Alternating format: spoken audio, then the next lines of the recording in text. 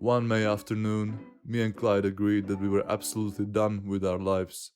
Like, yeah, the never-ending torture of existence, we have enough of that. So the only logical solution was to go camp in the forest like two depressed medieval peasants having a sleepover. Classical old-school tomfoolery. A real gentleman's feast. A hoot and a holler, if you will. Shout out Goblin Man. We packed the loadout, some Zaza, shrooms, cigars, and way too much alcohol, like borderline irresponsible amount. Everything was pointing to this being the trip.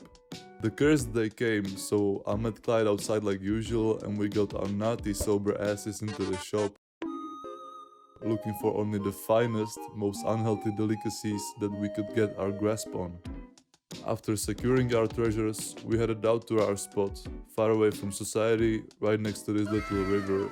A river that, may I add, was about to become the most ghetto fridge of all time. Peak innovation, caveman technology. Surrounded by trees and swallowed by that unnerving silence only nature can produce, we sparked the devil's lettuce and nibbled some mushrooms. Just a casual invitation for God to smite us. 25 minutes later, we were there. We started looking for a camp spot. Of course, we picked the most cursed option possible. A rocky shoreline covered in sharp flints. A place only true warriors or masochists would ever willingly choose. Which, yeah, that's us. The tent was self-erecting, like myself. A gift from true heavens, honestly, because at this point, the substances were clocking in for their shift. The only thing left was to pin it down with strings, which I tried to do while Clyde was casually building a fire pit like Bob the Builder on ketamine. And then, boom, I got hit. That sick stomach drop. The shroom wave. Those of you who know. I was suddenly facing what I can only describe as the anxiety final boss. Like every thought I had was being questioned in real time. Who am I? Why am I here? Is this tent even real? Am I even real? Am I a tent? Millions of thoughts per second were rapidly turning this into a horror trip. All of a sudden, I started balancing between laughing hysterically at absolutely nothing and then immediately fearing for my life.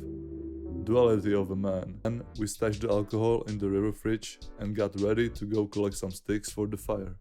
And then he appeared. The fisherman. This dude just casually walked along the side of the river past our camp. Completely normal guy. But to me, something wasn't right. That will be a rough sleep, he said. And I swear to God, that sentence sounded so eerie. The way he said it, it was like he whispered, "Behind you," in a classical horror movie scene. I didn't know how to reply. My brain wasn't braining, so I just nodded. He walked on. But in my mind, he was onto something. He knew where we would be staying for the night and that we were dragged out, so my paranoia only got worse. I turned to Clyde, whisper yelling, "What the fuck is a fisherman doing here? At this time? In this place? With water that shallow?" Clyde of course just shrugged. "I don't know, man. Let's get the sticks." Like, yeah, okay, Clyde, let's just ignore the literal NPC that just spawned in this location. We dipped into the forest. I was picking up wood while Clyde sat there staring into the nature like he just unlocked AK graphics. I sat down with him for a second and honestly, it did look weird and very overwhelming. So many details and puzzle pieces, but together, it created a beautiful image of a forest. "Don't you see that everything in nature is kinda moving by itself?" Clyde said. And he was right. It was like the trees were breathing. The ground was vibrating. The grass was moving on its own. Nothing stayed still. The world turned into one of those cursed YouTube videos where the bitrate goes mad pixelated when there are so many details. Shrooms had me locked in.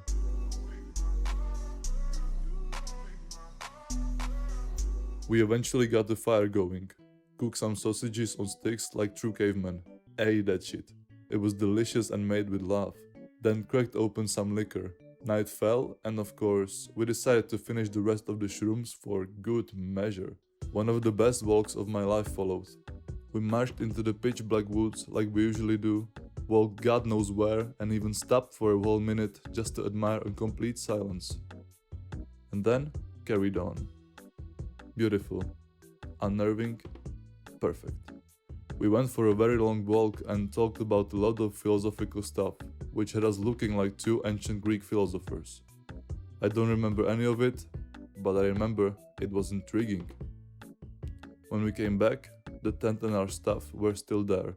Mission successful. We sat down, lit our hobo fireplace, threw on some bones, Lil Darky, Suicide Boys, and just vibed for an hour or two. Completely detached from life and existence, I must say that it felt amazingly magical and freeing. After a few hours we went to sleep, which for me meant lying directly on the rocks because I forgot a mattress. Worst sleep of my entire life. I'm talking medieval torture device level of discomfort. But that's how life goes though. When we get this kind of an experience, you better sacrifice something for it. I woke up broken, but spiritually enlightened. Moral of the story? Touching grass isn't therapeutic if the grass touches you back. Amen.